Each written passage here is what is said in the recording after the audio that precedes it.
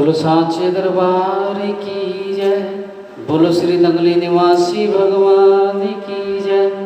बोलो श्री परमहंस दयाल जी महाराज की जय। जब लग नाता जाति का तब लग भक्ति न हो। नाता तोड़े गुरु भजे भक्त कहावे सो। प्रेम बिना जो भक्ति है सो निज दंभ विचार। उदर भरन के कारणे जन्म गवाए सार। जाति वर्ण कुल खोए के भक्ति करे चितलाए। कहे कबीर सतगुरु मिले आवागमन नसाए। बोलिए साचे दरबार की जय। बोलो श्री नंगली निवासी भगवान की जय। तो कहा है जब लग नाता जाति का तब लग भक्ति न होए। नाता तोड़े गुरु भजे भक्त कहावे सोए। हम जब तक जात बिरादरियों में बटे हुए हैं तब तक हम भक्ति नहीं कर सकते। जितना हम अपनी जातियों को अपने नाम के आगे लिखने में खुश होते हैं, अगर उतना हम अपने नाम के आगे अपने गुरु का नाम, अपनी भक्ति का, अपनी सेवा का फल जोड़ना शुरू कर दें, तब समझिए कि आप धन्य हैं। कहा है कि नाता तोड़े गुरु भजे। जो नाता तोड़कर गुरु भजे भक्त कहावे सोए।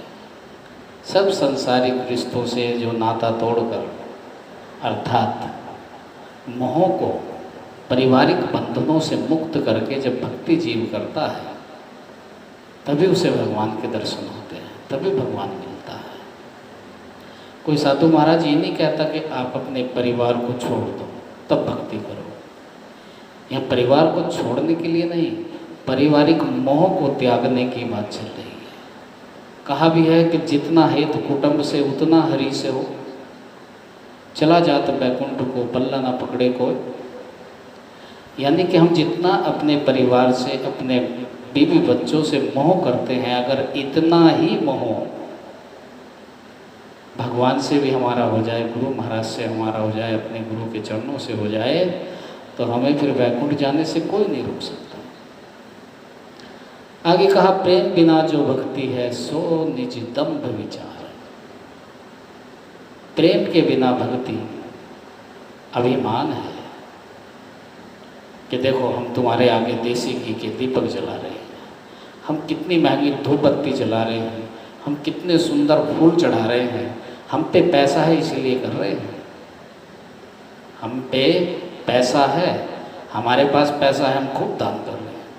तो सोचिए क्या जिनके पास पैसा नहीं होता या जिन लोगों के पास धन नहीं होता, क्या वो भक्ति नहीं करते?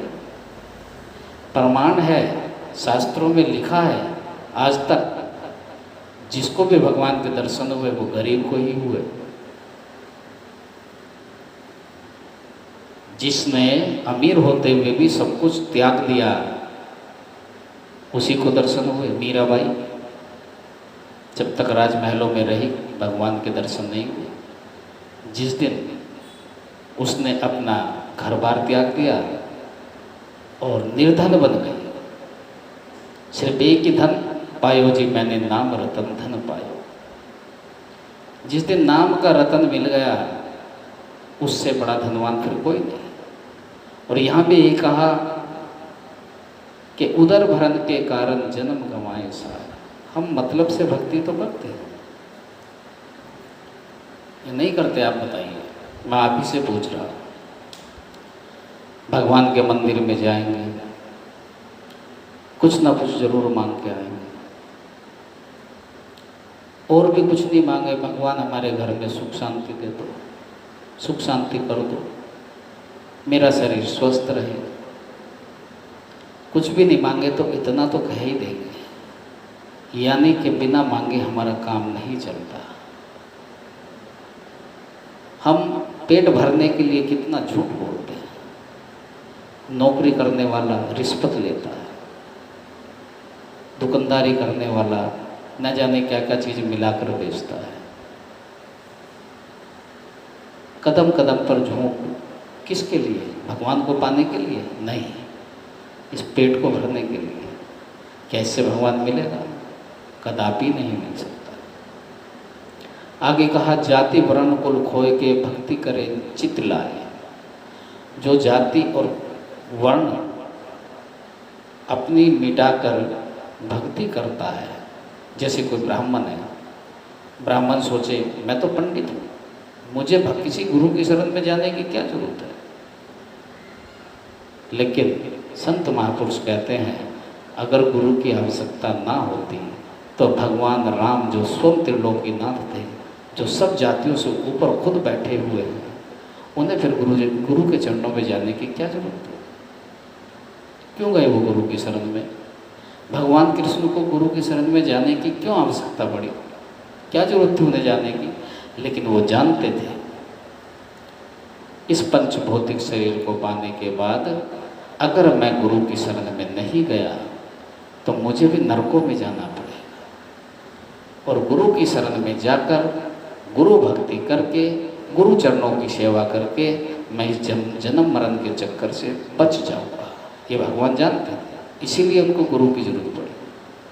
और हम सोचते हैं कि ब्राह्मण कुल में जन्म ले लिया या उच्च कुल में जन्म ले लिया, किसी बनिए के घर में जन्म ले लिया, किसी राजपूत के घर में जन्म ले लिया, जो उच्च कुल है, उच्च कुल की बिरादरी में जन्म लेने के बाद हम सोचते हैं कि हमें गुरु की क्या जरूरत है। तो आप कल्पना कीजिए, आप मन में विचार कीजिए कि जब भगवान को जरूरत पड़ी तो क्या तुम भगवान से ऊपर हो? क्या तुम्हें जरूरत नहीं है? क्योंकि आज तो धन है हमारे पास, लेकिन इतना याद रखना, ये धन सदा नहीं रहता। ये तो आने जाने माया और छाया है। आज है, कल नहीं रहेगा। आज होते हुए भी शरीर नहीं रहेगा, सब यहीं छूट जाएगा, तब क्या कर लेगा? इसलिए कहे कबीर सतगुरु मिले आवागमन न साए। जब गुरु मिलते हैं, कबीर दास जी कह रहे हैं कि जब गुरु मिलते हैं तो हमारा आवागमन मिट जाता है, अर्थात हम 84 के बंधनों से मुक्त हो जाते हैं। मतलब हमें फिर बार बार जन्म मरण करना नहीं पड़ता। इसलिए हमें सबको गुरु भक्ति में लगना चाहिए। कहा भी है, सिंह साधु की एक मति, जीवत ही को खाए। भावहीन मृतक दशा ताके पास न जाए। अर्थात जैसे शेर होता है वो मरे हुए जानवर को नहीं खाता, ऐसे ही भावहीन मृतक दशा ताके पास न जाए। जिसके अंदर भाव नहीं होता, जिसके अंदर प्रेम नहीं होता, गुरु भी उसे अपनी शरण में नहीं रखते। अर्थात जो मतलब से भक्ति करने वाला होता है, ऐसे भक्तों से भी गुरु दूर हो जाते हैं कि ये तो मतलब का है। और याद रखना, मतलब की भक्ति करने वाला व्यक्ति कभी कामयाब नहीं होता। आपको धन मिल जाएगा लेकिन सुख शांति नहीं मिलेगी। आपने खूब भक्ति की, आपने धन मांगा, आपको भगवान ने धन दिया। आपने पुत्र मांगा, आपको पुत्र दिया। आपने घर मांगा, घर दिया। सोना चांदी मांगा, सोना चांदी दिया। लेकिन भगवान ने ये सब कुछ तो दिया, लेकिन आपको आपके दुखों को मिटाने के लिए भगवान ने वचन नहीं दिया। क्योंकि ये जितनी भी चीज़ हैं, ये हमारे दुखों का कारण है। जितना धन होगा उतना ही कष्ट होगा। देखिए, एक गरीब व्यक्ति है, गरीब व्यक्ति के पास कुछ भी नहीं है, वो बेधड़क कहीं भी चल देगा, उसे कोई डर नहीं है। एक अमीर आदमी है, उसे चलते हुए भी डर लगेगा, इसलिए वो साथ में क्या लेके चलेगा, बंदूक वाले बॉडीगार्ड। यानी कि जितना धन है उतना ही हमें दुख भी है, उतना ही खतरा भी है हमारी जान को। इसलिए कभी भी भक्ति कीजिए निष्काम भाव से, कोई मनोती नहीं। और करके देखिए, आप 1 महीना करके देखिए, 1 महीने के बाद आपके जीवन में कैसी बहार आएंगी, कितनी खुशियाँ आपको प्राप्त होगी, स्वयं आपको आभास हो जाएगा। भावहीन व्यक्ति स्वभावतः अयोग्य पात्र होता है। जिसके अंदर भावना नहीं होती, सच्ची भावना, वो व्यक्ति किसी भी वस्तु को देने लायक नहीं होता।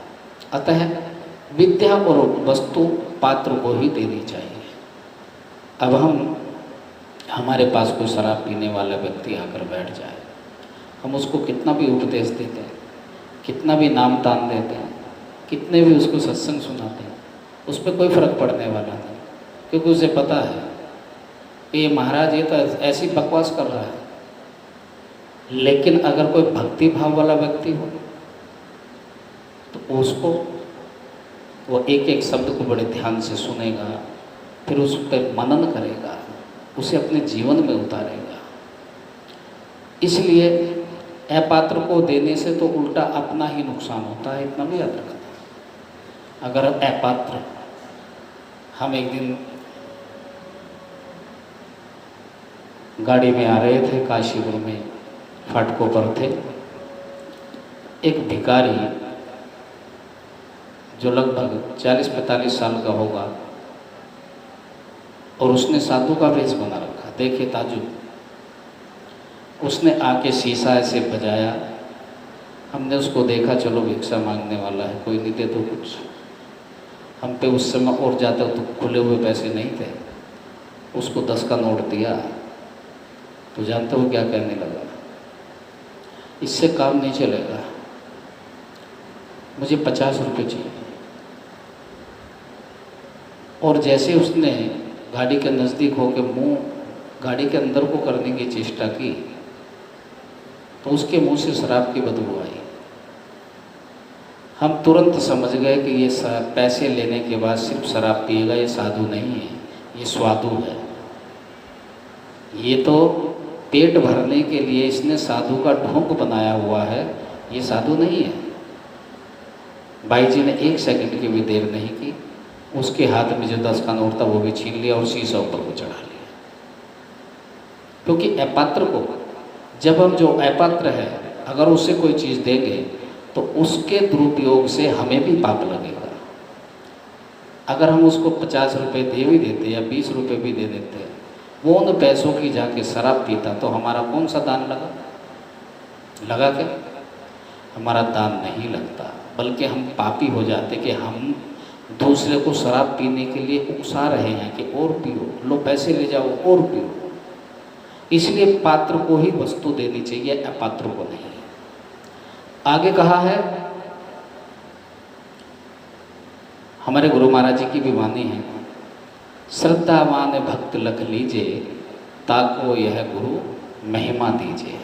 जब गुरु महिमा, ये खाली गुरु महिमा की बात नहीं है, उपदेश की भी बात है, नाम दान की भी बात है। बहुत लोग हमारे पास साधु संतों के पास आते हैं, गुरु जी हमें नाम दीक्षा दे दो।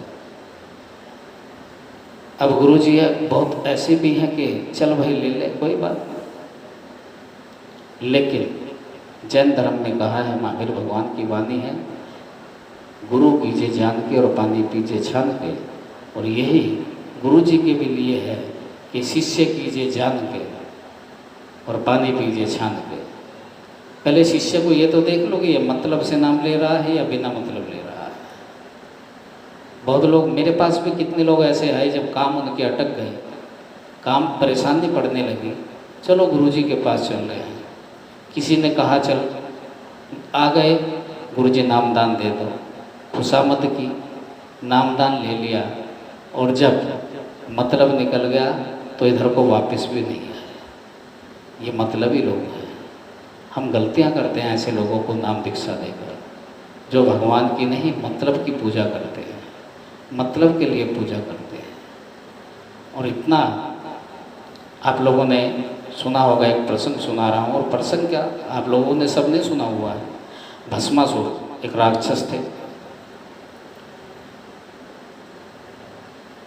उन्होंने भगवान शिव का बहुत जाप किया, तप किया, तपस्या की।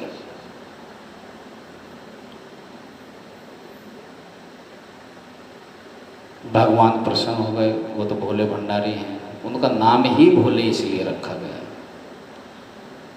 इसीलिए पड़ा, क्योंकि वो जरा सी कोई भक्ति कर ले उससे प्रसन्न। जब उसकी तपस्या हो रही थी तो भोलेनाथ प्रकट हो गए। बच्चा मांग ले, क्या मांगता है। अब भस्मासुर के दिमाग में पार्वती माता के लिए गलत भावनाएं थी। उससे ये था कि ये पार्वती मेरी अर्धांगिनी बन जाए, ऐसा उसके मन में चल रहा था। लेकिन भोलेनाथ सिर्फ भक्ति के भाव को देख रहे थे, उसके अंदर के छुपे हुए मैल को नहीं देख रहे थे। वो इसीलिए भोले हैं। भोलेनाथ ने कहा, बच्चा मांग ले, क्या मांगना चाहता है।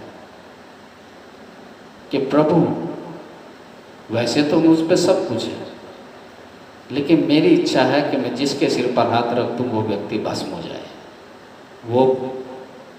वो जीव जो भी कुछ है, पेड़ है, पौधा है, जिस पे मेरा हाथ इस प्रकार रखा जाए, जिसके भी सिर पे मेरा हाथ रखा जाए, वो नष्ट हो जाए, भस्म हो जाए। भोलेनाथ ने कहा, तथास्तु। और इतनी कहने की देर थी, और जैसे भोलेनाथ मुड़े वहाँ से अंतर्ध्यान होने के लिए, इतने में ही भस्मासुर ने भोलेनाथ के सिर पे हाथ पहुँचाने की चेष्टा की। भोलेनाथ समझ गए कि इसके मन में तो बहुत बड़ा कपट है। भोलेनाथ भागते रहे, भागते रहे, क्योंकि अगर वो अदृश्य हो जाते तो वो राक्षस था, उस पर भी अदृश्य होना आता है। वो भागते भागते, छुपते छुपाते कहाँ पहुँचे। भस्मासुर का उद्देश्य क्या था कि शिव जी को भस्म करूँगा और पार्वती को अपनी अर्धांगिनी बनाऊंगा। लेकिन विष्णु भगवान तो सब कुछ देख रहे थे, क्या लीला चल रही है। और दौड़ते दौड़ते